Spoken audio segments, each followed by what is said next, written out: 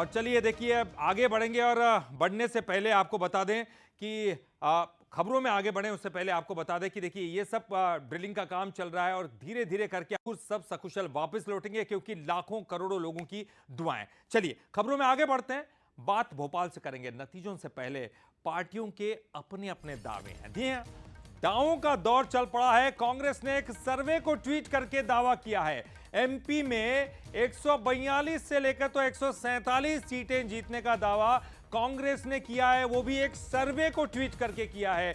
तो वहीं बीजेपी को 75 से 80 सीट मिलने की बात कांग्रेस कह रही है। कांग्रेस का जो वोटिंग प्रतिशत है, जो कांग्रेस का प्रतिशत है, वो 5% वोट बढ़ने का भी दावा कांग्रेस की तरफ से एक सर्वे के आधार पर किया जा रहा है। उसी सर्वे को ट्वीट करके ये दावा कांग्रेस कर रही है कि मध्य प्रदेश में 142 से 147 सीट जो है कांग्रेस जीत सकती है, जीतेगी, ये कांग्रेस का दावा है। और साथ ही साथ वो बीजेपी को 75 से 80 सीट दे रही है। ये कांग्रेस का अपना सर्वे है।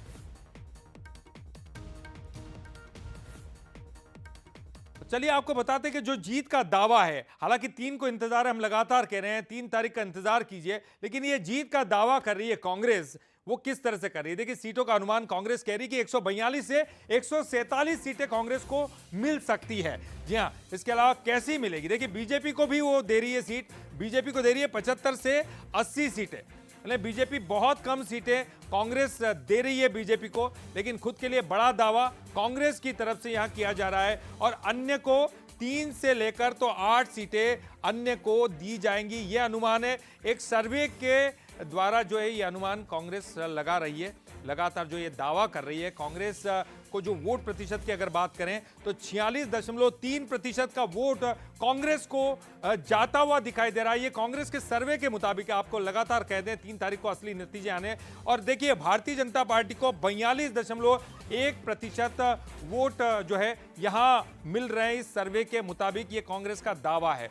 तो देखिए कांग्रेस का एक बड़ा दावा सामने आया है जिसमें अन्य को 11.6% वोट मिलते हुए दिखाई दे रहे। तो बड़ा जो है वोट प्रतिशत जो है वो कांग्रेस की तरफ जाता हुआ दिखाई दे रहा है इस सर्वे के हिसाब से।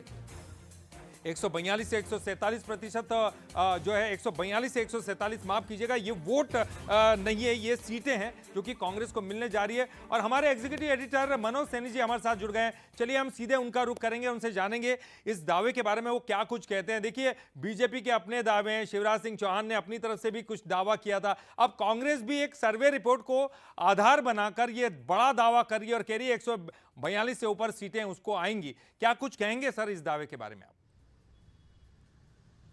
देखिए ललित, पहली बात तो यह है कि कोई भी पार्टी जो चुनाव मैदान में हो, वो बीजेपी हो या कांग्रेस, वो कहेगी तो यही कि हम जीत रहे हैं, वो ये भी कहेगी कि अच्छे सीटों के साथ हम जीत कर आ रहे हैं। लेकिन कांग्रेस का ये दावा लगातार चुनाव के बाद से, जब से मतदान हुआ उसके बाद से लगातार ये किया जा रहा है कि 130 से 150 सीटें हम जीत कर आएंगे।